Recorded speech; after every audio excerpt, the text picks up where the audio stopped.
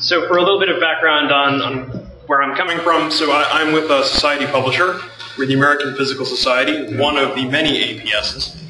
We're a membership organization with about 50,000 members. We've got 10 journals with one sort of overlay journal that has synopsis and commentary. Dan is going to correct me on that. Okay. Fine. So we don't do social very well. None of you do. It was really, really hard to find examples of scholarly publisher social integration done well. Most of it is really terrible. That's sort of true on the consumer side as well, with some exceptions too, so it's not too bad because it's early. So just talking a little bit about the space we're in, online social networks are sort of like real-world social networks. Right? Some of them overlap, some of them don't. We're all aligned in different dimensions, right? We're in a geo-temporal, interest-based social network right now because we're in the same place at the same time and we're interested in the same topic. So some of us may have some weak ties. We may never see each other again past this. Some of us may continue to see each other day in and day out for years. But we're part of more complex networks that interact, and some of us are part of many social networks. Some of us have friends in common, some of us don't. It's very complex and nuanced in the real world. So, yes, what I just said. So, it's about finding common interests. It is usually how we align each other, or common friends, or common people. That starts to break down, though, in a lot of people's view of online social networks. So we end up with people's view of the network world as this. It's not this. Not everybody is on Facebook. Not everybody is friends on Facebook. I don't know what it means to be a Facebook friend with half the people I'm Facebook friends with. Right? What does that mean? There are different levels of social friendship. They mean different things in different times and different places. So it's really a mistake to just cede the whole territory to Facebook. The cartoon website XKC Map, they've been updating it every year or two. It's the map of online communities. It shows you some of the scale of what Facebook is. But even inside the land of Facebook, you have different sort of states, right? You have Farmville, you have the Happy Farm in there. You have all these different social networks within the social network. So like real-world social networks, online social networks start to fragment.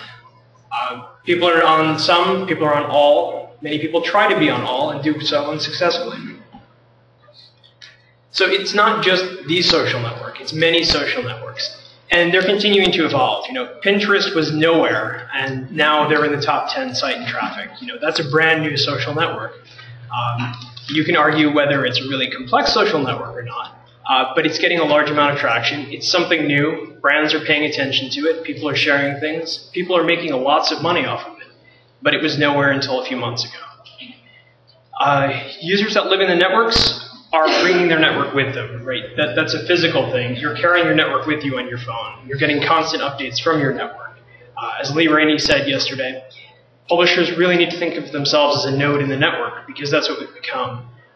That's true even for things that we're doing unintentionally now. Users have RSS feeds that they're getting updated. These things are just sort of disconnected right now, but we need to bring them together. So the first question we usually ask the social networks in getting started is, who are the people? So the first thing we want to know with our sites is we say, oh, great, there's these social networks. Well, who's coming to my site? Who are they bringing with them? Why are they coming to us? Some of us don't understand our Facebook refers or Google refers. Why are they there? What are they trying to do? So we like to understand that a little bit better. The users are getting frustrated because they expect some level of knowledge from the publisher. They want to be acknowledged as a person. So we start to try to figure out that problem by getting users to identify themselves. So often, for a lot of publishers, the first step is to do some sort of social integration in the form of social sign-ons. So we ask them to register. We say, tell us who you are. We give you some options. You can join, this is an example from Stack Overflow. It's sort of a peer-to-peer question help sort of site. Technical topics and some non-technical as well. They've taken the approach of trying to support lots and lots of those social networks. So if you're from Google, Facebook, Yahoo, you can come and sign in here. So users feel welcome. They now can join their social network to yours. But this may be overwhelming for some people, right? So do you need to support every single social network? Maybe not. It's very complicated. You can simplify that. But how simple do you go? What if I'm on Google+? What if I love Google+? Even though nobody else is on there. I'd love to use Google+ to join your website. This becomes impossible in this case. So we've simplified, but we've simplified too much. We've also, even in the case where this works, the user's now into your site, you know who they are, but that's not really very social. Login is not social. So just putting this up is not saying we're a publisher embracing social networking.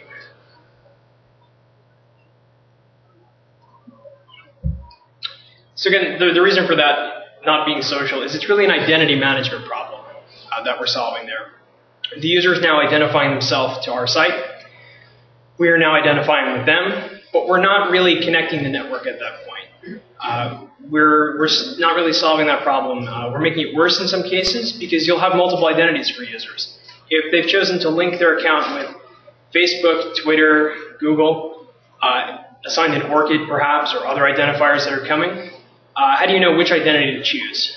Is it all the same user? Is there some nuance behind it that says they're sharing with those different networks? It goes back to the picture I put up earlier, where some of their networks overlap and some of them don't. What if they're interacting with their family on Facebook, their colleagues on LinkedIn? Should you try to join those networks together? It becomes an awkward situation. So we can sort of start there to solve the obvious annoyance, right? Users don't like to register on our sites. Let's let them use something they're already registered for, right? It's an obvious annoyance, let's fix it. Not social, so let's try to do social, right? It's very easy. You just put up links. The more networks you have, the more links you create. Very, very easy thing. You end up with a nice grid like this, and usually you end up with something that looks like this on an article. That box in the bottom. Great. So obviously a nice provocative headline leads to great sharing. Users know sort of what to do when they see this now. They see it on news sites, they see it everywhere. Very low implementation cost for a publisher to do this. You just stick links there. People will do their own thing, right? It's wrong. It's still not very social. This is a great blog post from the news site Prismatic, which is a startup doing some social news reading. They've sort of acknowledged this problem, and they call it the social action tragedy of the commons. And that's what they're trying to solve, right? They've laid it out very well. They have actions on their site, much like many of us do, where users can favorite something, they can bookmark it on our sites, they can add it to some personalization system we have. But then you have this whole social thing behind that. They can also like it on Facebook, they can tag it, they can do all these other things with it. So how do you meld together those on-site actions that are platform-specific with things that are coming from social networks? So going back to what that state-of-the-art example is, users see the links, but there are deeper things going through their head behind it. What about the other social networks? Well, I want to share not the article, I'd like to share the figure on Pinterest because it's interesting. Who do you want me to share this with? It's not necessarily obvious. Sometimes our users can think of an obvious audience they want to share something with. They don't see the link for the network to share it with on there. They get frustrated they don't do something. The other thing is, it leads to those deeper social questions that people always ask themselves. What will people think of me if I do this? Right? If I share this with my colleagues, will they think I'm horrible and superficial for sharing such a thing? Will they think I'm deep and insightful for sharing this with somebody else? There are real human motivations behind those things.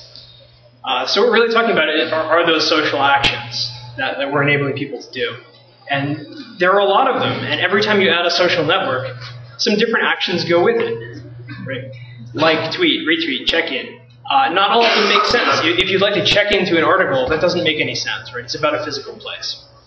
They have different levels of intent. You can click like, so there's some intent there. I'd like to have that show up in my Facebook stream.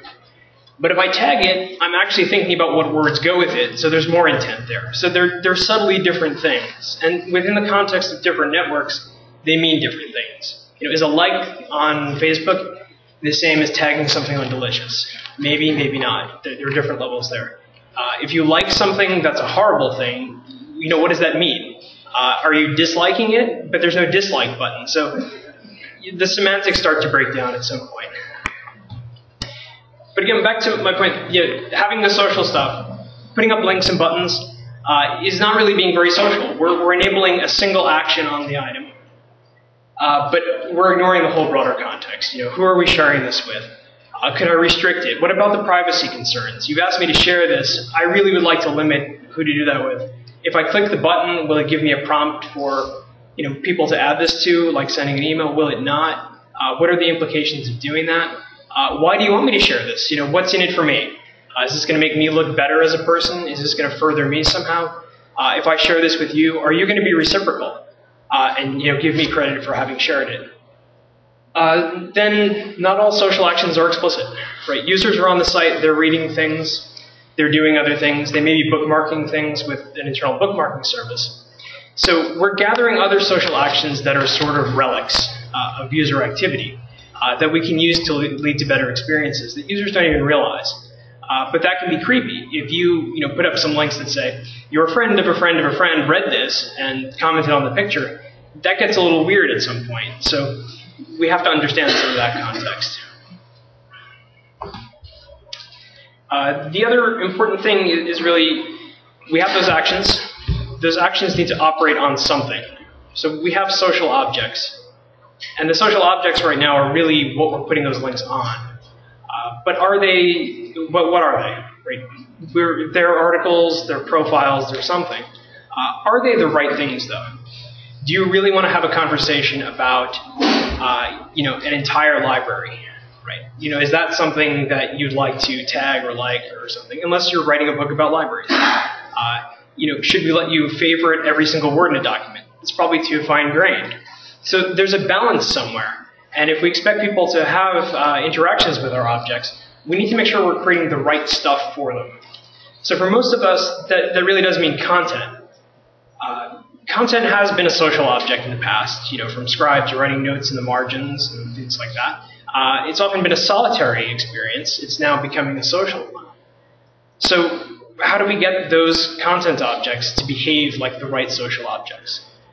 Are we creating content worth sharing? That's really the first question. It's really not worth going any further if that can't be answered quickly. Right? If it's not worth sharing, no matter how you slice it and dice it, people are leaving your site, no one will ever share it, no one will link it, no one will retweet it. So we need to first make sure we're keeping up with the product. Are we putting it in the right form? That's really the next question. You've got a great book. Will anyone share the book? Should you carve it up into chapters? Should you pull all the figures out? How do you get people to interact with the objects you're creating? So I'm going to make this somewhat controversial argument, possibly, that full-length research articles are terrible social objects. Feel free to disagree with me later. But I would argue that that's because they've been the only thing we're publishing for a really long time. They're not the only artifact of research. They're not the only artifact of research articles themselves. There are components that go in, there are derivatives that make fantastic social objects that people are just dying to interact with, and we're not supporting those behaviors. So when we do something like this, and we take a research article and we stick some links on the bottom, these are contrived link counts from a different site. No one actually has shared this article. Thus proving my point. So when you get to an article like this, we don't see a lot of social sharing on most platforms for articles. Or if we do, in most platforms I've looked at, it's single-digit sharing. Email is often the most shared item frequently. Not to say we shouldn't ignore email. Email is a social network, right? It's not a very public social network. It's a private social network, but it's still there. So, we shouldn't totally ignore some of the legacy network effects. But this isn't working. Just sticking these links on the article are not working because it's not really clear what we'd like users to do when they share the article, or it's the wrong thing to share. So what if we decompose it? Obviously contrived again. What if I want to share the equation? What if I'd like to share the figure, the caption, a passage of text? Most platforms are not easily enabling users to have these kind of conversations. They're not reaching out to other disciplines. Perhaps this figure is actually not very interesting to a physicist. This is from a physics paper. But fascinating to somebody doing work in data visualization, or to a statistician pointing out why this is the absolute wrong way to do this. Right? So there's lots of use that occurs that we're not really enabling by being at the wrong level. So we need to think about what that means. We could carve up articles this way. Is that still the right thing? I would argue we have to actually create content to be shared. If we'd like users to interact with our content, and I'm taking it sort of as a given at this point that we do want users to interact with our content, because that does add value to us, just posting a PDF is not going to be sufficient, nor is creating an HTML page from it. We actually need to start engineering the content to be shared, and to figure out what audiences it would be best suited to, and to start to adapt that. That means going beyond just spitting out different formats. We need to actually change the words and change the content and actually produce things that are worth sharing, that are useful objects. A good example of that is the social interactions that do happen with derivative products of research. So this is a conversation about an article that we published. The article itself, if we look at our analytics, has almost no referrers from Google, any of the social networks, Facebook, anywhere as far as I can tell. Yet there is a wonderful social conversation happening about this article. And it's happening because this user on the site Slashdot, which is sort of a geeky news website, but there's a pretty diverse geeky audience on there. The user bothered to write this sort of one-paragraph summary that puts the article in context. He did, I would say, a better job than almost any editor would have done in this case. Made it very accessible, and that led to about 68 comments on Slashdot. It led to, if we look at Slashdot's social shares, they don't share all their data, but it led to a number of mentions on Twitter, Facebook, if you try to analyze that. So there's a great conversation happening here. It's not a superficial one. If you read the comments on the site, people are actually talking about the science behind it. They're pointing to other research articles. People are asking questions about, what does this electroweak effect mean? People are actually answering that in pretty detailed ways. So this would be a great interaction for a publisher to have. I would argue that if this was happening on one of our sites, that would be tremendously valuable for our users.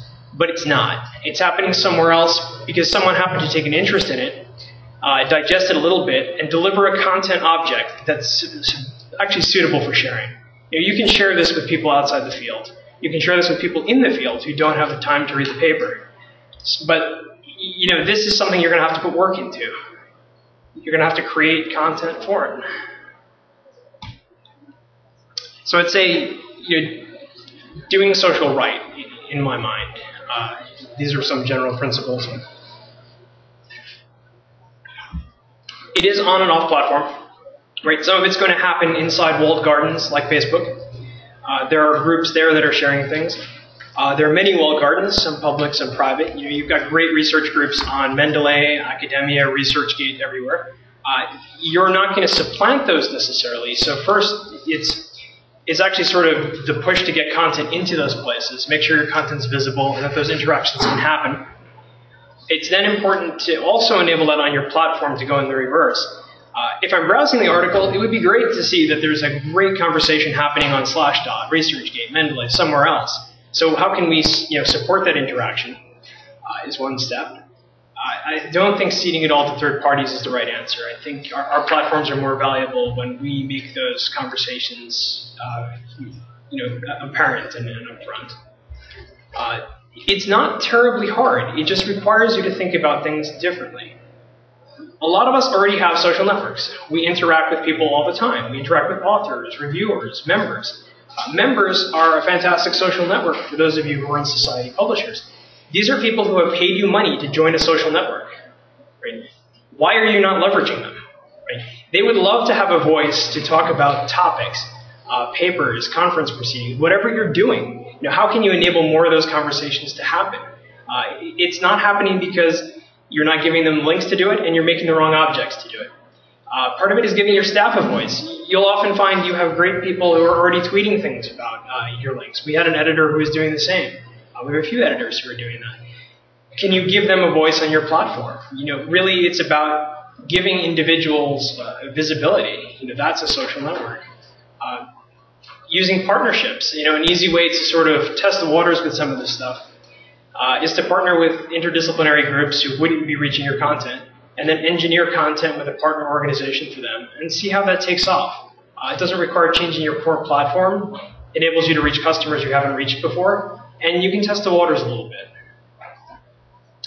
So I'm going to just summarize a little bit. I believe social needs to be baked in, right? It feels awkward when it's bolted on. Like I showed with that research article, if we just take links, stick them all over the article, it confuses people. They don't know what to do. They don't know what the benefit of doing it is. They won't do it.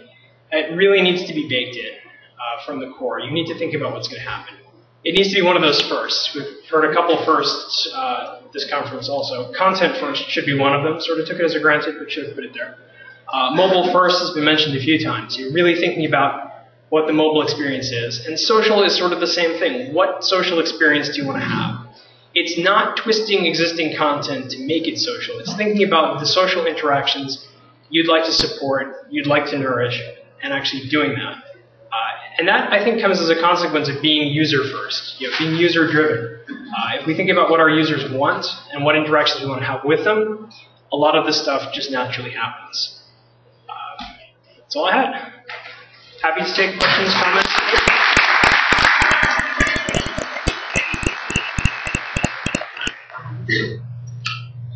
Should we leave questions for the end? No, we can take questions now. Paul, I'm going to ask you a question just to get the ball rolling, because I can see people are kind of busy formulating things in their minds.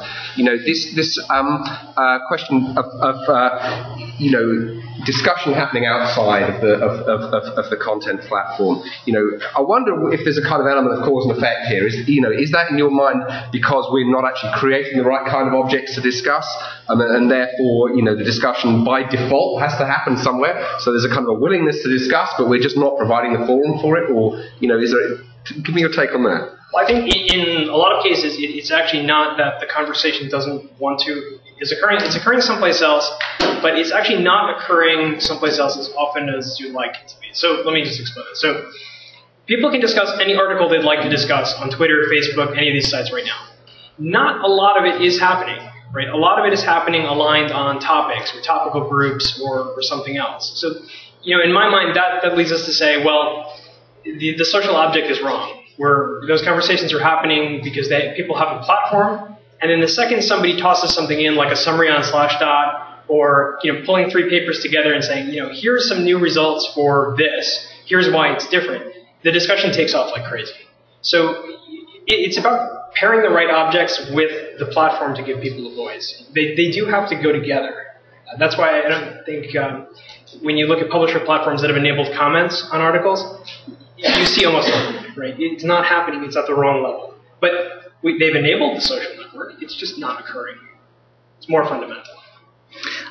Just kind of a quick question.